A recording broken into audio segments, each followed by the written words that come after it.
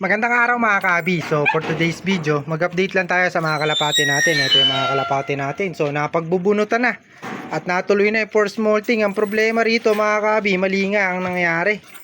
Kasi tatlo yung ginupit natin, tig-tatlo mga dulo. Tig-tatlo sa kanan at kaliwa. Ngayon nabunot nga yun lahat. So dapat isa-isa lang kada linggo, isa-isa lang yung bunot natin o kada dalawang linggo. So ngayon, hindi na sila makakapag-exercise, ganyan na lang. Kasi nga, tatlo yung nabunot. Ayan. So itong pang-apat natin, damay. Itong apat natin na pang MacArthur. Apat na MacArthur yan, mga kabi. No? Nadamay pa sa nabunutan. Di pa masyadong sanay ito, mga kabi. Yung iba kasi dito, yung dalawa ata, di pa gaano lumilipad, o rumoronda. So na delikado pa tayo, mali yung nangyari mga kabi no. So yung apat natin na MacArthur na huli. Yan yung kawawa diyan mga kabi kasi nga hindi pa sila ganoon kalakas lumipad.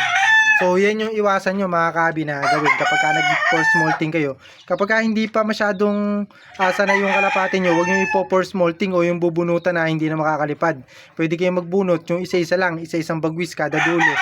Ay mga dulo ng bagwis ng kalapate natin. Ako kasi dulo, yung pinakadulo lang muna yung kadulo-duluhan nilang bagwis. Magkabilang pakpak nila, yun yung binubunot natin. Tapos susunod yung pangalawa, susunod yung pangatlo.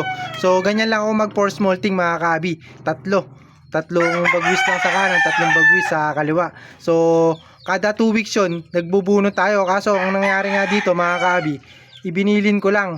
So ngayon, mali yung pagkakaintindi nung binilinan ko kasi nga ang ginawa, binunot lahat ng nakagupit mga kabi, nabunot nga o nabunot yung bagwis nila. So sayang kasi nga hindi na natin mai-exercise to o mapaparonda kasi kapag isa-isa lang ang advantage nun mga kabi, lalakas nga yung pakpak nila kasi kahit pa paano makakalipad. So ito kapag ganito, disadvantage ang mangyayari dito kasi kahit na malakas yung pakpak, kapag matagal na napahinga, humihina. Pansinin niyo sa mga malalaking loop ginagawa to, yung mga ganyan, yung pag-force molting. Isipin niyo sa 100, 200 na ibon nila. Isipin niyo magcha-champion sila kaso mga 10 kalapate, ganyan lang hanggang dulo yung aabutin ng kalapati nila kasi nga sa tingin ko mga kabi, medyo may mali din sa sistema kasi nga ganun nga nangyayari, humihina yung pakpak kahit na malakas yung ibon nyo kasi hihina-hihina yan kapag matagal na nabakante sa hindi paglipad. So alam nyo naman yung nature ng kalapate, 90% lipad dyan, 10% lang yung lakad. Ayan nakita nyo siguro. So lalo na kapag nakakawala yan mga kabi, hindi naman lakad ng lakad yan. Mostly lumilipad sila mga kabi, 70 to 90% ng lakas nila puro sa pakpak ang ginagawa. So ngayon puro lakad ang mangyayari dito mga kabi kasi nga nandito lang sila sa loob ng loop, hindi natin mapapakawalan. Ayan. So ito lang yung dalawa natin na mapapakawalan, yung dalawa natin na choco. Ito saka ito no. Sayang mga kabi. So hindi naging maganda yung pagkaka-force molting natin dito. At hindi maganda yung naging sistema natin ngayon kasi nga nabunutan pati itong mga bata natin na to no. So delikado na yan mga kabi kasi MacArthur yan, kailangan malakas yung ibon nyo. So talaga ako mga kabi, nakukwento ko lang sa inyo.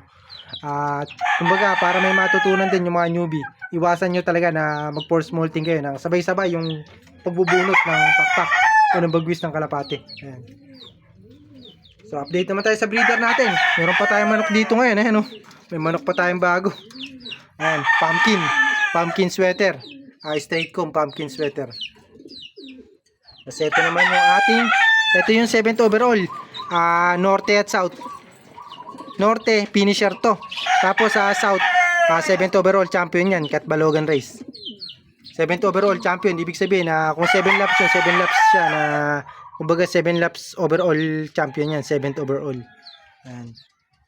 Tapos ito, kalahi niya rin yan. Ito yung binread natin, yung Falcon line natin. Speedbird niya mga kabi.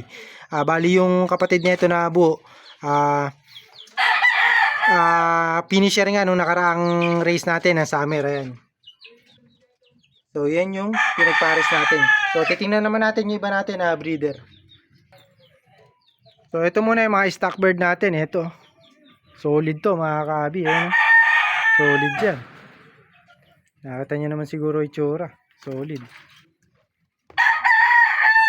Gandang kalapate yan. Malapit na nga natin gamitin to mga kabi.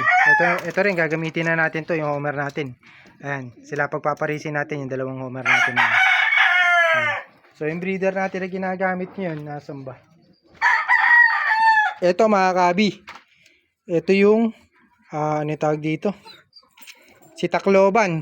Tapos ito naman si Tawidagat din to sa, ano yung tawag dito? Sa Camiguin Island. Ayan o.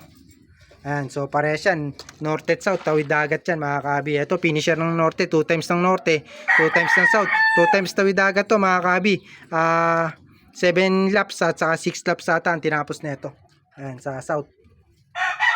Tapos ito, Santa Ana Cagayan din to mga kabi, Santa Ana Cagayan, saka, ano tawag dito? Yung gawing La Union. So nakakalimutan ko kung ano yan. Ayan. Tapos ito, Camiguin mga kabi. Ayan. Tapos ito yung pinagparis natin mga kabi. Paris na sila yan, oh. Paris na to mga kabi. Ito si Calbayog.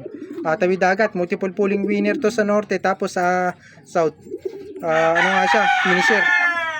Tapos ito yung pinaris natin. Yung speedbird natin. So sana magkaanak sila. Ayan. So dalawang blue bar yan. Kasi mga kabi, itong pinaris natin na to. Ayan, nakalbo. Saka ayan, nakita nyo naman siguro. Nagmukhang basa na. Kasi nga, hinahabol lagi nung kalapati natin, si Tatang, hinahabol to, kaya ayan, nagkadumi-dumi siya. Ayan, kung mapapanood yung previous video natin, medyo maputi ito. Medyo maganda yung kulay niya, malinis. So ngayon, madumi na, ayan, nakita nyo naman siguro. Ayan, so sayang. Hindi pa natin, ito sana gusto kong kunan ng, matagal lang kasi sa akin to mga kabi. Matagal lang binigay sa akin to ni paring Sadyan. Shoutout sa kanya kung nanonood siya ngayon. So, bali nilagak niya lang dito to. Kaso hindi ko naman nagamit. Matagal na to mga kabi. No? So, sayang din yung panahon niya rito. Hindi natin napalabasan. Ayan. So, ito. Ito naman yung siguro baka gamitin ko ulit. Galing din to kay paring Sadyan. Ito yung bigay natin kay paring Sadyan nun. Sinuling sa atin kasi baka daw mapabayaan niya. So, yung mga pinahiram natin kay paring Sadyan, hindi nga muna niya isusuli. So, baka tayo muna ang hindi niya, siya muna pala gagamit mga kabi, at papabantayan niya na lang siguro sa pamangkin niya, sa mga pinsan niya. Ayan, so busy kasi siya sa work. Ayan. So ito yung Santa Ana natin. Mga gagamitin natin, ito rin, Morris. Ayan. So yan lang naman yung update natin ngayon mga kabi, kasi hindi pa naman tayo nakakapag-breed. So dapat ito i-breed natin, yung puti natin na to, hanapan na natin ng kapares to. So medyo maiksi pa naman yung buntot niya mga kabi. Kaya baka matagal-tagal pa bago tayo makapag-breed nito. Ito. Hinahanapan na natin to ng kapares kahit na medyo ganyan pa itsura niya. Ayan. Tapos ito yung mga future breeder natin na gagamitin ito. So ito. Yung Homer. Yan, dalawang homer yan mga kabi. So hanggang dito na lang mga kabi yung video natin. Update ko nga lang kayo sa video natin. So wag nyong gagayahin yung ginawa natin na naputulan. Pinor smolting nga, binunutan natin lahat ng mga ginupit natin. So wag nyong gagayahin yan mga kabi. So sa akin payo lang mga kabi, pero wag nyo talagang gagawin yan kasi mas malaki disadvantage yan kaysa sa advantage. So yun nga mga kabi, happy flying sa inyo. God bless.